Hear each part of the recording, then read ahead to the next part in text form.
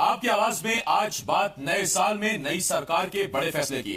छत्तीसगढ़ में अलग अलग विभागों, निगम मंडलों में काम कर रहे संविदा कर्मियों की नौकरी पर सरकार ने तलवार रख दी है। बघेल सरकार ने फैसला किया है कि अब वो तमाम संविदा कर्मियों का आकलन कराएगी। अगले 15 दिन में ये आकलन पूरा कर लिया जाएगा और बेहतर काम नहीं करने वालों की सेवा समाप्ति कर दी जाएगी।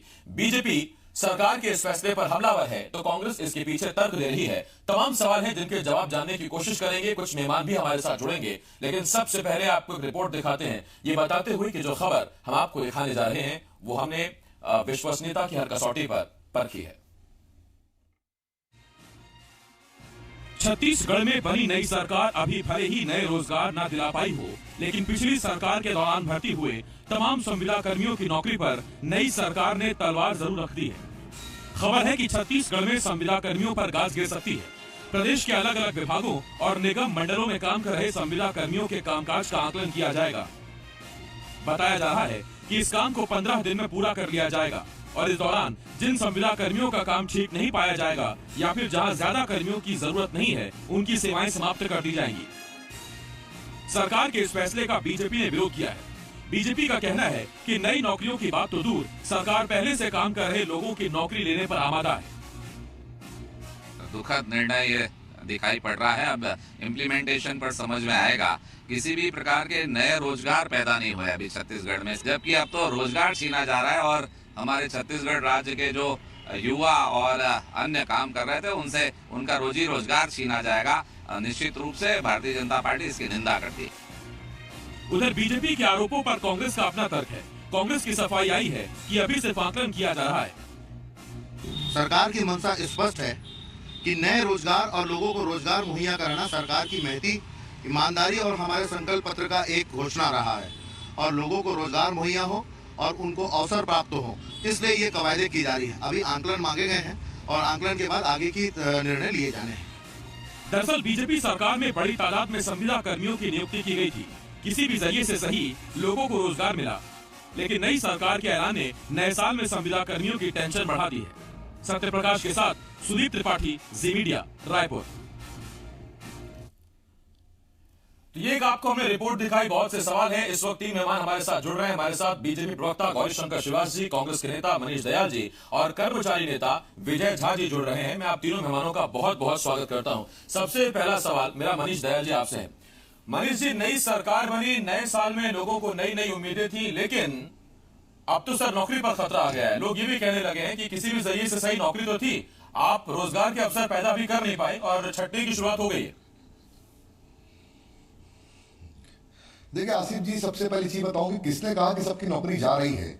मुख्यमंत्री जी ने कहा है कि 15 दिन में कमेटी बनाई, उसमें कहा कि जितने भी संविदा में नौकरी कर रहे हैं, कितने लोग हैं, उसकी जानकारी ली जाए कि इनके काम उन्होंने क्या क्या परफॉर्मेंस दिया है, क्या क्या उनका उपयोग है, क्या उपयोग उनका आने वाले भविष्य में है कि नहीं, या कुछ उपयोग नहीं है, कुछ नए लोगों को डालना है तो उसको जोड़ना है। अभी कमेटी बनी है, ऐसी कोई भी बात सामने नहीं है कि हम किसी भी व्यक्ति को हम नौकरी से निकाल रहे हैं। तो इस तरह की बात करना भारतीय जनता पार्टी के द्वारा कि भाई संविदा कर्मियों को निकाल रहे हैं, नौकरी छीन रहे हैं, इस तरह से गलत है। उन्होंने एक उसकी आकलन की बात की है कि 15 दिनों में कमेटी जो रहेगी वो पूरे जितने भी जो कर्मचारी सबकी जानकारी लेगी, कौन कहाँ में पदस्थ है। तो ये तो प्रक्रिया, समान प्रक्रिया, कभी भी कोई नई सरकार आती है तो वो प्रक्रिया करती है, उसे जानकारी होना चाहिए कि कहाँ पे कितने लोग हैं, कहाँ पे क्या काम चल रहा है। और पिछली बार के आप सरकार का यदि देखेंगे आप, जो संविदा कर्मियों के जो संविदा नियुक्ति हुई उस पर कई सारे सवाल खड़े हुए हैं।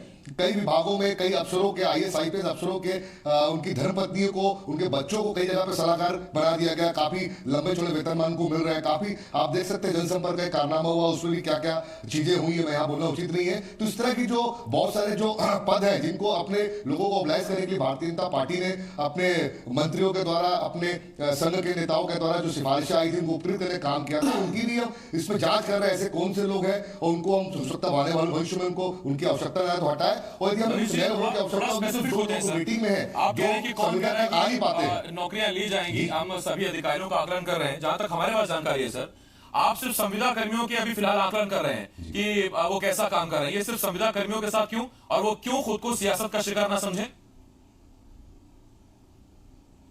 देखिए, मैंने बताया ना कि पिछले बार काफी सारे सरकार पे आरोप लगते आए हैं कि काफी जगहों पे जो संविदा के नाम पे जो अफसरशाही के जो लोग हैं उनके रिश्तेदारों को उपकृत करने का काम जो लास्ट सरकार ने किया है उसकी भी जांच हो, उस पर सामने आए ऐसे कौन से नाम है जिनका उपयोग है कि नहीं है, कि सिर्फ शासन से सैलरी मात्र ले रहे हैं और अपने पद का दुरुपयोग करके वो बाकी जो एक्चुअल जो हकदार है उस नौकरी का उसकी नौकरी छीनी गई। तो ऐसे लोगों को भी चिन्हित कर रहे हैं ताकि ऐसे लोगों को हम चिन्हित करके हटाएं और उनकी जगह पे जो नीचे वेटिंग में है, जो आना चाहते हैं, जो ऊपर पहुंच नहीं पा रहे हैं, उनकी संविदा विभाग में आप देखें कि संविदा की नौकरी में किसी और विभाग का आदमी है, किसी और का किसी मंत्री का पचा जाता है तो किसी और विभाग में कोई और काम कर रहा है। आप देखेंगे आबकारी विभाग में इसी तरह घटना हुई, संविदा में एक व्यक्ति आए थे, उन्होंने जो शराब का बहुत सारा मामला हुआ था, देखेंगे पिछले चुनाव में पढ़ाई थी, तो सरकार साफ साफ बच गई कि वो भैया परमानेंट नहीं, संविदा में आए थे, हम नहीं जानते हो उन्होंने कैसे शराब वहां से लीक हुई, सरकारी शराब। तो ऐसी और भी अलग अलग विभाग है, जनसंपर्क विभाग के भी बहुत सारे कारनामे सामने है, उसमें जांच चल रही है, उसमें कुछ संविदा के जो बड़े बड़े अधिकारी थे, आईपीएस थे, उनके रिश्तेदारों को उसमें रखा गया। तो हम देख रहे हैं कि ऐसी जहां पे आवश्यकता नहीं है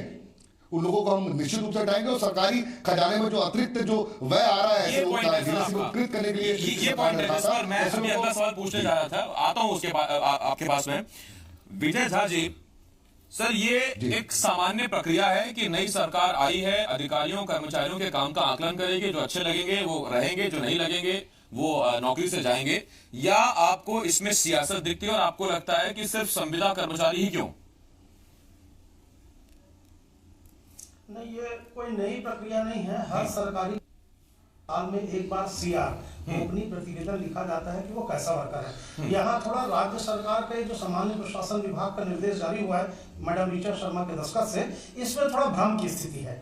हम माननीय मुख्यमंत्री जी को मुख्यमंत्री बनने के बाद बधाई देने गए थे तो उनसे हमने निवेदन किया था कि आप पिछले साल अनियमित कर्मचारी जो संविदा, दैनिक वेतनभोगी, जॉब दर के हजारों कर्मचारी 79 डेज तक आंदोलन किए, सफाई कर्मचारियों ने आंदोलन किए, उस मंच में जाकर आपने आश्वस्त किया था कि हमारी सरकार आएगी तो हम आपको नियमित करेंगे। इस निर्देश में होना यह चाहिए था कि छत्तीसगढ़ राज्य में 62 वर्ष के बाद, रिटायरमेंट के बाद कितने अधिकारी कर्मचारी संविदा नियुक्ति में है, उनको नौकरी से निकाल करके उनके बदले में प्रदेश के बेरोजगार अनियमित कर्मचारी जो है डेली वेजेस कंटिजेंसी संविदा वाले, उनको वहां नियमित किया जाए। प्रदेश के सभी विभागों में 10-10-12 साल से संविदा नियुक्ति, कलेक्टर दर, दैनिक वेतनभोगी में नवयुवक लड़के लड़कियां छत्तीसगढ़ के आज काम कर रहे हैं। देखिए, हम ये जो बुजुर्ग लोग काम कर रहे हैं रिटायरमेंट के बाद, एक अधिकारी सेवानिवृत्ति के बाद जब संविदा नियुक्ति पाता है तो वो सरकार के खजाने से डबल फायदा पाता है, आधा वेतन मिल रहा है, आधा वेतन लेता है, आधी पेंशन लेता है। यदि हम उनको निकाल दे सेवा। विजय जी, मैं आता हूं आपके पास।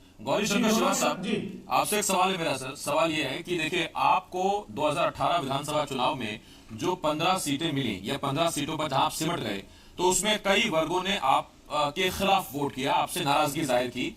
उसमें एक वर्ग ये भी है, और इस पर जब हम पहले बात कर रहे थे तो आपने कहा था कि दरअसल भ्रम की स्थिति कांग्रेस ने पैदा की, इसलिए कंफ्यूज हो गया, हमें वोट नहीं किया।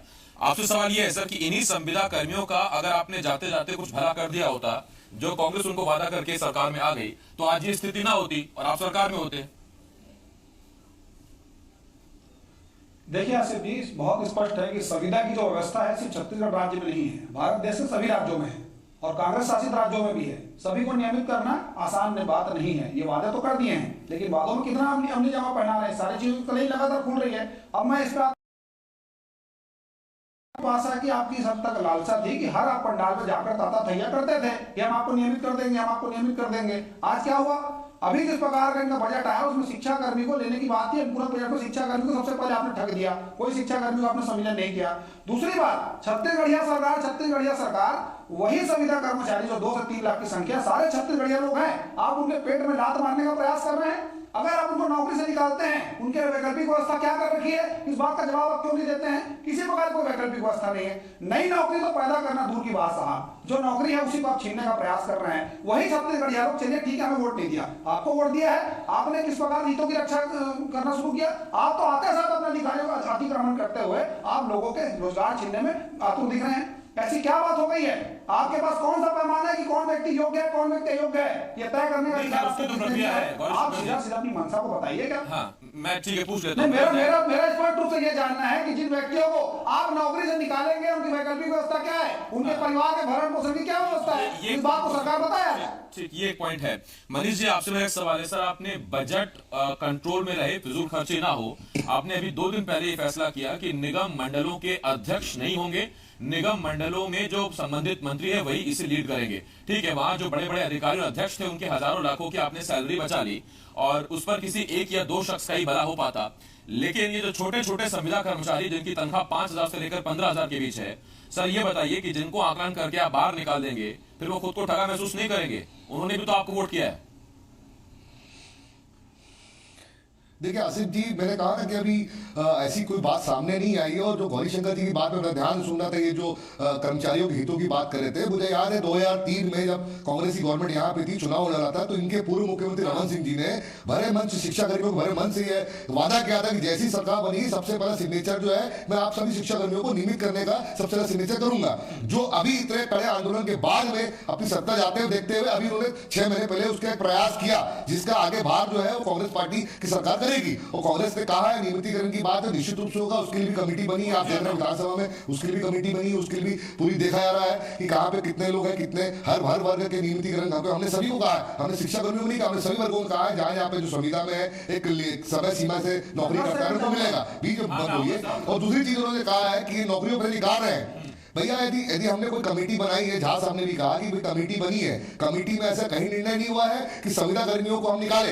हमने यदि कोई चीज सरकार का काम होता है, सरकार जानकारी ले कि कौन कितने संविदा कर्मी है, कौन कितने साल से काम कर रहा है, कौन किस पद का है, कौन 62 साल से अधिक उम्र में काम कर रहा है, और कौन जो है पिछले सरकारी जो तंत्रों के जो द्वारा जो क्रीमी लेयर के जो अधिकारी है उनके जो लोग हैं, उनके रिश्तेदार हैं, वो कैसे ऑब्लाइज हो रहे हैं सरकार का, कैसे तो दुरुपयोग है, तो 15 दिन बाद रिपोर्ट में सामने आ जाए कौन कौन से ऐसे अधिकारी है। ये छोटे कर्मचारियों की बात नहीं है, इसमें सभी लोगों की बात हो रही है। तो ये भारतीय जनता पार्टी के जो नेता है हमारे बैठे हैं, उनसे बेचैन क्यों हो रहे हैं? अंदर जी रिपोर्ट मारे दीजिए, कौन किसका करीबी रहा है? नहीं, हम ये देखना चाह रहे हैं कि किसको नियुक्ति गलत मिली है, जिसका उपयोग नहीं है, जबरदस्ती वो सरकार की शासन की सैलरी ले रहा है। यदि कोई काम 4 आदमी का तो 10 आदमी डाल दिए गए हैं, तो 6 आदमी का पैसा जो है वो क्यों दिया, ऐसे क्यों दिया है? और दूसरी चीज नौकरी की बात, रोजगार की बात, आगे पीएससी होनी है, बहुत सारी जो नियुक्तियां होनी है। मैं आता हूं सर मिनिस्टर आपके पास। विजय जी, मेरा आपसे एक छोटा सवाल है, उसके बाद फिर मैं गौरी शंकर जी आपके पास आता हूं। विजय जी देखिए, छत्तीसगढ़ का कर्मचारी इतना तो समझदार है, वो संविदा कर्मचारी हो चाहे शासन का कर्मचारी हो, जो संविदा कर्मचारी वो ये बात जानता है कि एक दिन में, तब जबकि छत्तीसगढ़ सरकार के पास बजट है नहीं, कर्जे में सरकार है, एक दिन में नियमित तो होने वाले हैं नहीं, ये तो कर्मचारी भी जानता है। वो ये भी जानता है कि अगर सरकार करना भी चाहेगी थोड़ा वक्त उसमें लगेगा। फिलहाल यहां से संविदा कर्मचारी सरकार से क्या चाहता है या फिर क्या मंशा है? देखिए, बजट में 1 पैसे का खर्चा नहीं आएगा। आप मेरा तर्क सुन लीजिए।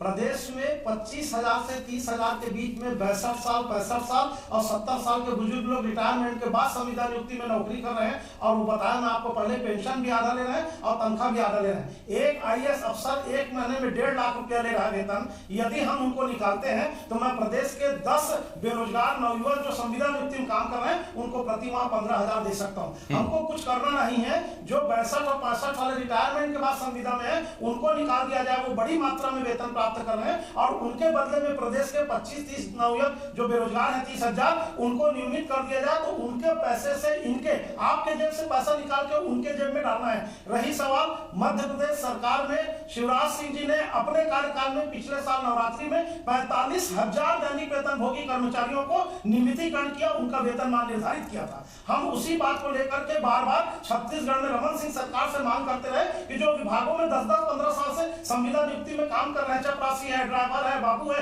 कंप्यूटर ऑपरेटर है, डाटा एंट्री ऑपरेटर है, 10 साल से सीधी भर्ती पर प्रतिबंध है। रिक्त पदों के विरुद्ध में संविदा नियुक्ति से काम लिया जा रहा है। बल्कि मैं ये भी कहूं कि नियमित कर्मचारी से संविदा नियुक्त कर्मचारी ज्यादा काम करता है, इस डर में काम करता है कि 1 साल बाद कहीं उसकी नौकरी न चली जाए। ठीक है, ये प्राइवेट कर्मचारियों का दर्द है जो वक्त वक्त पर आता है। विजय जी, मैं आपके पास आता हूं। गौरी शंकर जी, सवाल जरूर उठता है। मनीष जी ने आपसे सवाल पूछा कि आज जिन बातों का आप कांग्रेस पर आरोप लगा रहे हैं, 2003 में ये बात बिल्कुल सच है कि 2003 में संविदा कर्मचारियों के आंदोलन में जाकर ही उस वक्त के प्रदेश अध्यक्ष रमन सिंह ने यह बात कही थी कि हम सरकार में आएंगे, पहली कदम से ये फैसला करेंगे।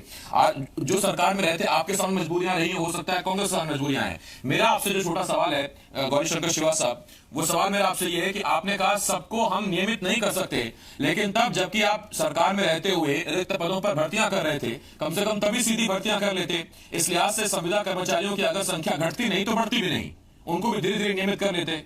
आपने फिर क्यों संविदा पर संविदा भर्तियां की? मैं आपकी बात का क्रमशः जवाब देना चाहूंगा। पहली बात आपने शिक्षा कर्मी की कही है। शिक्षा कर्मी बनाने वाले कौन लोग? शिक्षा कर्मी जैसे शब्द से नवाजने वाले कौन लोग? शिक्षा कर्मी जैसा गड्ढा करने वाले कौन लोग? यही लोग। वो तो साल 2003 में हमने बोला जाकर, लेकिन जब सरकार में हम आए और शिक्षा कर्मी प्रतिनिधिमंडल से हम बात की, इस बात का मैंने हमेशा हवाला आपके चैनल पर दिया। शिक्षा कर्मी आंदोलन का समय ये नियमित की बजाय ये वेतनमान की बात करते थे। संजय शर्मा जी के साथ 3 से 4 की मीटिंग हुई थी, वेतन वृद्धि हुआ। शिक्षा कर्मी 500-700 नहीं, लगभग 20 से 30 हजार का सैलरी उठाता था साहब। बात नंबर 2, शिक्षा कर्मी को कहीं ना कहीं संविलियन हमने किया, उसको भी इन्होंने चुनाव मुद्दा बनाया था, ये बात अलग है। दूसरी बात, यहाँ पे विजय झा जी ने बड़ी गंभीर बात कही है कि 25 से 30 हजार ऐसे लोग, बुजुर्ग लोग हैं जो नौकरी कर रहे हैं, नौकरी से निकाल दिया जाए। ठीक है, आप नौकरी से निकाल दीजिए साहब, उनके परिवार का भरण पोषण का क्या व्यवस्था है, इस बात का जवाब देने की स्थिति में आप नहीं है। चलिए ठीक है, उनको पेंशन मिल रहा है। पूरे प्रदेश में लगभग 3 लाख से ज्यादा ऐसे लोग हैं, और सामान्य प्रशासन के पत्र का अवलोकन करके या उसको पढ़कर मनीष दयाल जी आए होते तो निश्चित तौर पर इस प्रकार की बात नहीं कहते। उसमें साफ साफ छटाई करने की बात कही गई है। किस विभाग का छटाई होगा, कितना किया जाएगा, किस कैडर पे किया जाएगा, क्या उस पर मापदंड रहेगा, ये बात आप स्पष्ट नहीं करते हैं। और इस बात का जवाब इस मंच से आप नहीं देते हैं कि उनके भरण पोषण की क्या व्यवस्था रहेगी। जो 5,000 की नौकरी कर रहे हैं, जो 7,000 की कर रहे हैं, 10,000 करेगा, उसको आप निकाल देंगे। ठीक है, निकाल दीजिए, जनता ने आपको सौंप दिया है, लेकिन उसके परिवार का क्या व्यवस्था है साहब, इसको बताइए। वैकल्पिक व्यवस्था क्या है? मैं पूछ लेता हूं गौरी भैया, लेकिन फिर भी मेरा आपसे वही सवाल है सर। आपके चैनल में 10 सेकंड सर, 10 सेकंड आप सवाल पूछ लीजिए पहले, फिर मैं देता हूं जवाब। ठीक है, मेरा आपसे वही सवाल है कि अगर शिक्षा कर्मी शब्द से नवाजा था कांग्रेस सरकार ने 2003 से पहले, तो उसके बाद सर आपकी थोड़ी मजबूरी थी, या कौन से नियमों में लिखा था कि जो नई सरकार आई वो भी इन्हीं शब्दों से नवाजेगी? आप प्रक्रिया तो शुरू करते। हमने प्रक्रिया किया, रोजगार के सारे अवसर हमारे शासनकाल में हुए साहब। इन्होंने तो लाठी डंडा के दम पर सारे आंदोलन को दबाना प्रारंभ कर दिया था 2003 में, तभी 15 साल बाहर रहे। नौकरी के अवसर छत्तीसगढ़ राज्य में सिर्फ कर्मचारी नहीं, माताओं को भी देने का हमने प्रयास किया। आंगनबाड़ी कार्यकर्ता देख लीजिए, मितानिन की बात कर लीजिए, स्वास्थ्य कर्मी की बात कर लीजिए, सभी वर्गों में रोजगार के अवसर प्रदान किए हैं। हमारा तो सीधा सीधा यह जानना है कि आपने सबको नियमित करने की बात कही थी, शिक्षा कर्मियों को आपने पुलिस पवेलियन की बात कही थी, उसमें आप पलट गए। ठीक है गौरीशंकर जी, मैं आता हूं आपके पास। ये सवाल तो आप पूछ रहे हैं, जरूरी है कि मैं पूछ रहा हूं इससे ठोकने लगे आप। वक्त खत्म हो जाएगा। गौरीशंकर जी, 1 मिनट आते साथ में गिरगिट की तरह शुरू हो गया। मनीष जी विपक्ष हो चाहे पक्ष, देखिए ये डिपेंड करता है कि जनता में संदेश क्या जा रहा है। अगर आपकी नई सरकार है, तमाम वादे करके आप आए हैं, तो सर संदेश जाना चाहिए कि आप रोजगार परख योजनाएं लाएंगे, रोजगार को बढ़ावा देने वाली योजनाएं लाएंगे। लेकिन अगर इस तरह के आदेश, इस तरह के आकलन आप शुरू में करने लगे, तो फिर सर सवाल तो उठेंगे कि आप नौकरी देने आए कि लेने आए हैं। देखिए आसिफ जी, जो वरिशंकर जी बड़े बड़े आरोप यहाँ लगा रहे थे, मुझे लगता है कि शायद इन्हें जानकारी नहीं है कि अभी सबसे पहले कांग्रेस ने जैसी सरकार बनी, सबसे पहले जो किसानों को कर्जा माफ उसकी फाइल साइन की है और प्रक्रिया चालू हो गई है। बात बोलिए, मैंने भी नहीं बोला। इनके बड़े बोले विधायक पूर्व मंत्री अजय चंद्राकर जी ने कहा था कि जिन किसानों ने कर्जा पटा दिया है उनका क्या होगा। हमने कहा उनके खाते में पैसे आएंगे, और जिन्होंने कहा खाते में पैसे आते तो मैं इस्तीफा दूंगा, वो काम आज मुंह छुपा घूम रहे, पता नहीं। नेताओं में एक अलग हो गई है, यही भी है जी। क्या परिभाषा है सर कर्जा माफी की? देखिए जिन्होंने देखिए मैंने कहा जिन्होंने जो किसान है, जो हमने कहा साफ साफ पंजाब के जो तर्ज पे हमने जो कहा था कि जो जितने भी जो किसान कर्जे हैं उसको हम एक समय सीमा 2 लाख तक कर्ज का था, उसकी बात की थी हमने। और जिन लोगों के कर्जे हैं उनसे पैसा कोई बैंक वाला नहीं आ रहा है। कोई एक बैंक वाला भी बताइए किसान के पास जिसे कर्जा हो, उसके बाद बैंक वाला कोई आया हो कि भैया मेरा पैसा तका जाए, तो उन्होंने पैसा पटा दिया है, पार्टी के। गौरीशंकर जी, ये चर्चा यूं ही चलती रहेगी, जितना निकलना था वो निकल गया सब मंथन। मनीष जी बहुत शुक्रिया, गौरीशंकर जी, इसके साथ साथ विजय झा जी, आपका भी शुक्रिया। विजय झा जी कर्मचारी नेता हमारे साथ थे। देखिए बात चली थी संविदा कर्मचारियों की नियुक्ति, उनकी नौकरी को लेके। एक नियम है कि आकलन करेंगे सब संविदा कर्मचारियों का। अब सवाल ये उठता है कि क्या ये रूटीन प्रक्रिया है, या फिर दरअसल कुछ नेताओं की शिकायत है कि बहुत से संविदा कर्मी ऐसे हैं जो बीजेपी नेताओं या अधिकारियों की सिफारिशों पर लगे हुए हैं और अपना काम कर रहे हैं या कर भी नहीं रहे हैं, उनके आरोप है। इस पर सरकार चाहती है कि एक आकलन कर लिया जाए। फिर सवाल यह भी उठता है कि अगर आकलन करके संविदा कर्मियों की नौकरी जाएगी तो फिर उनके परिवार का क्या होगा, या उनका क्या होगा, उनके बच्चों का क्या होगा, सवाल यह भी उठता है। सवाल विजय झा ने भी एक बहुत सही सवाल उठाया, वो ये कि वो अधिकारी कर्मचारी जो रिटायर हो चुके हैं लेकिन फिर भी संविदा पर काम कर रहे हैं, सैलरी भी ले रहे हैं, पेंशन भी ले रहे हैं, उन पर सरकार क्यों नजरें इनायत नहीं कर रही है? क्या उन पर भी नजरें इनायत नहीं करनी चाहिए? ऐसी बहुत सी चीजें हैं जिन पर सरकार को सोचना होगा, और आखिर में इंपॉर्टेंट होता है संदेश जो जनता तक जा रहा है।